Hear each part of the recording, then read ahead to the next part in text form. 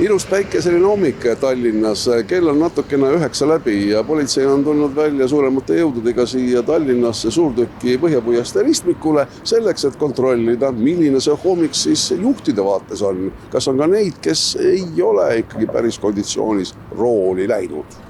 Kõik puhuvad reidid ei ole meil mingi haruldus, neid viib politsei läbi juhindudes just nendest teadmistest, mis liikluses kogutud aastate vältel. Aga teisipäeva hommik tundub esmapilgul, et see võiks ju olla suhteliselt rahulik päev. Nädalavahetus on juba ajalugu ja nüüd peaks olema küll kõigil kõik korras. Aastad ja elu on näidanud, et olenemata päevast, millal seda reidi läbi viia, alati me leiame juhi, kes on ikkagi alkoholi tarvitanud ja rooli istunud. Täna seda juhtus. Jah, et lootus küll oli, et äkki tuleb selline ilus hommik, aga tuli siis üks veoautojuht liikluses kõrvaldada, kellel siis esinesid alkoholi jääknähud. Nii täpselt ka oli. Selle buksiiri juht üritas alguses politsei alkomeetrisse puhuda mitmeid kordi, kuid see tal kuidagi ei õnnestunud. Selleks, et täpselt aru saada juhi olukorrast, tuli ta veel kord üle kontrollida tõendusliku alkomeetriga ja see juba andis tulemuse. Tulemus oli selline, mille puhul pani politsei masina platsile seisma ja juhti kontrolliti uuesti mõne aja mööduses. Kas see paar tundi puhumisreidi annab tunnistus sellest, et patustajad on kadunud? Kahjuks ei saa öelda, et oleks paremaks läinud, et mida rohkem me kontrollime, seda rohkem me avastame.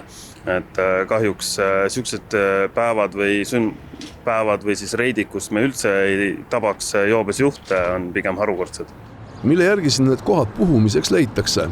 Eks me võtame arvesse täpselt seda sama logistikat, et meil endal oleks ohutu ja turvaline teha, et me segaksime võimalikult vähe siis tipptunni liiklust, aga muidugi on ka siis pika perioodi jooksul välja kujunenud kindlad kohad, kus kõige rohkem joobes juhte on tabatud. Mõned juhid kindlasti olid ka täna, nagu vaatasin, selliste suhteliselt kurjade nägudega, et Tallinna linn on niigi üles kaevatud ja teie veel siin teete oma töö.